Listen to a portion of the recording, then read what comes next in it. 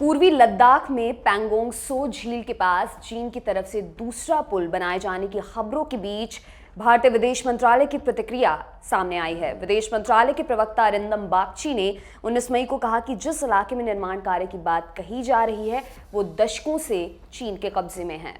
उन्होंने कहा कि भारत ऐसे घटनाक्रमों पर कड़ी नजर रखता है।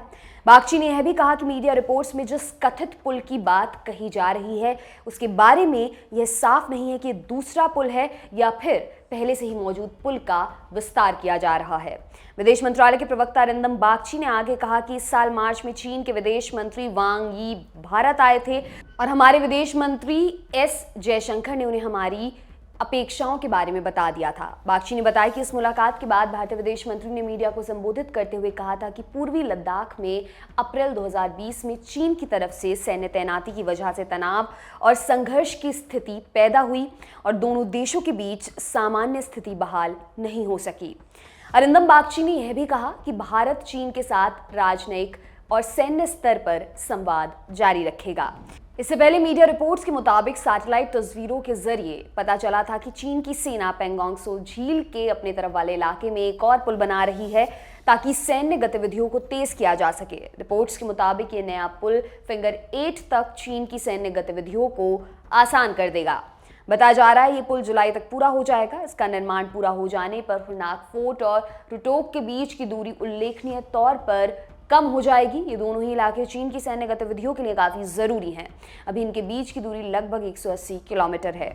इससे पहले खबर आई थी कि चीन ने इस साल जनवरी और अप्रैल के बीच इसी इलाके में एक और पुल का निर्माण किया था। इस पुल के जरिए भी बख्तरबंद गाड़ियों को इधर से उधर भेजा जा सकता था। मीडिया रिपोर्ट्स के मुताबिक भारतीय सेना के अधिकारियों का कहना यह है कि इन खबरों से यही संकेत मिल रहा है कि चीन पीछे हटने को तैयार नहीं है और LOC की ही तरह भारत को पूर्वी लद्दाख में LAC पर भी सैनिकों की स्थायी तैनाती करनी होगी। इधर इन खबरों के बीच कांग्रेस पार्टी ने केंद्र सरकार पर जमकर निशाना साधा। पार्टी के वरिष्ठ नेता और राष्ट्रीय प्रवक्ता रणदीप सुरजेवाला ने ट्वीट करते हुए कहा कि चीन की तरफ से पैंगोंग झील पर दूसरा पुल बनाए जाने को लेकर इस तरह की कमजोर प्रतिक्रिया हमारी राष्ट्रीय सुरक्षा के साथ खुले तौर पर समझौता करना है। सुरजेवाला ने आगे लिखा कि चीन हमारी क्षेत्रीय अखंडता का लगातार उल्लंघन कर रहा है और आत्मविश्वास खो चुकी मोदी सरकार हमारे इलाके लगातार चीन को सौंपती जा रही है। यह निंदनीय है। एक सप्ताह पहले army chief general Manoj Pande ने पूर्वी लद्दाख में फॉरवर्ड इलाकों का दौरा किया था। उन्होंने कहा था कि भारत इलाके में शांति और स्थिरता को बनाए रखना चाहता है। हालांकि यह एक तरफा नहीं हो सकता। भारत और चीन के बीच मई 2020 में पूर्वी लद्दाख में खूनी टकराव हुआ था। फिलहाल LAC पर दोनों पक्षों ने 50 से 60 हजार सैनिकों की तैनाती कर रखी है। आपके लिए ये खबर लिखी हमारे साथी मुरारी ने। मेरा नाम है दिव्यांशी। देखते रहिए दी लल्लन टॉप। शुक्रिया।